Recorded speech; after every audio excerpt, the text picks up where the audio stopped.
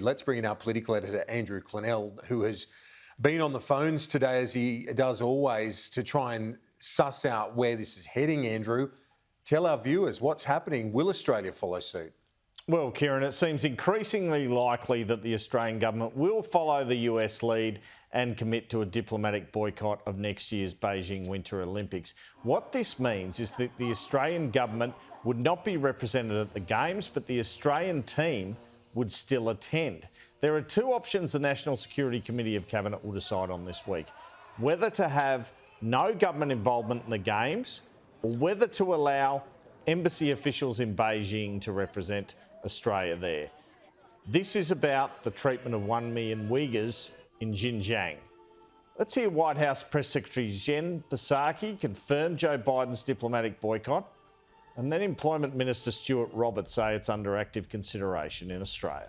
The Biden administration will not send any diplomatic or official representation to the Beijing 2022 Winter Olympics and Paralympic Games, given the PRC's ongoing genocide and crimes against humanity in Xinjiang and other human rights abuses. The athletes on Team USA have our full support.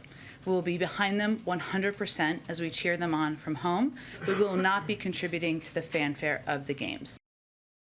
Will Australia join the US diplomatic boycott of the Games? Those matters are under active consideration by government.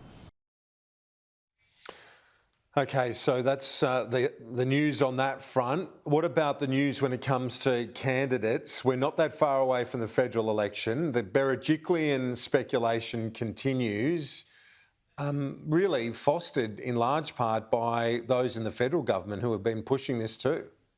Yes, I'm about to shoot that down, Kieran. So 3 to 5 months out from a federal election, a lot of talk now about candidates. We've had this feverish Gladys Berejiklian speculation. Sources close to her have told me she is a 100-to-1 shot to run for Warringah.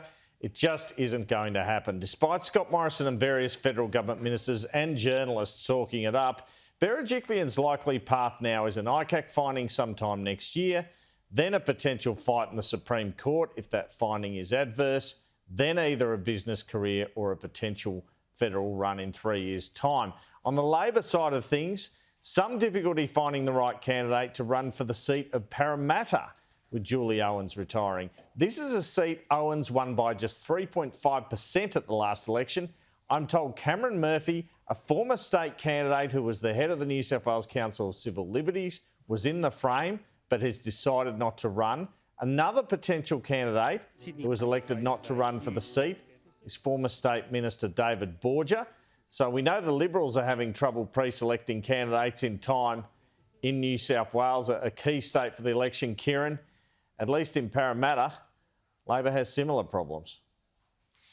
Indeed. Well, let's look at another looming deadline. This in relation to opening the borders a little bit more internationally.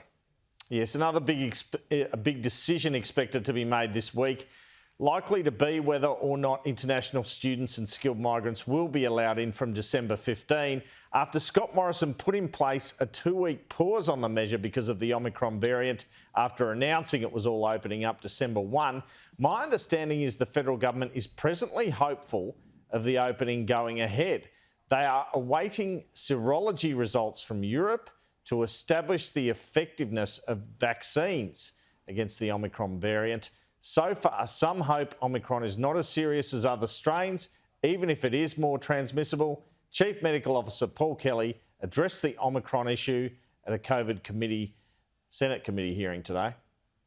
At this stage, we have no definite signals anywhere in the world that the Omicron is more severe than any other of the variants that have preceded it. Investigations in regards to vaccine effectiveness are continuing. We expect to have more information, including from Australian laboratory scientists, during this week. We are not looking to stop the entry of this variant, but rather looking to slow down its transmission into and within Australia, as we have time to learn as much about it as we can to guide our ongoing public health response. Now, Andrew, in terms of the COVID response, WA and Queensland have often been at times on the same page with the hard borders and so on. Now, there's a bit of a divergence between those two states and their approach. Such a divergence emerging yesterday, Kieran. It feels like a really defining day yesterday when it came to Australia's state borders. Queensland Premier Anastasia Palaszczuk saying her state is opening up to the rest of the nation next Monday, but an Ashes cricket test match being taken off WA in a real blow to that state and a line in the sand moment on the WA border. It said there is a state of mourning in WA over this, despite the aversion of the population to any COVID. And there's the front page of the West Australian, the 12th man, you're out of the team, your test match is off. Now, the 5th test in the Ashes is open to every other state. It's about how much cash the other venues put up, what their COVID management plans are like, whether they have any restrictions on the large numbers of specialist staff required to attend, including broadcasters, specialists who need to set up the DRS system and Spidercam and the like. So Sydney, Melbourne, Hobart, Canberra, Brisbane, Adelaide, all eligible for that spare test, as one requirement is a capacity to hold a day-night test. But a bitter blow for WA, a place I attended many test matches as a kid, was the Wacker. Does this lead to a change in direction by the WA government or further cement the fact it is cut off from the rest of the nation? I'm told that next week, Mark McGowan is expected to make an announcement in WA. Their original target was 90% double dose over 12s. They talked about January 15. That's not happening now. Will it be early February, or because of Omicron, when will it be, Kieran, that WA finally opens up to the rest of Australia? A real big point in this WA borders debate. We're now into a third year of WA being cut off for most of the country with the Ashes test going missing.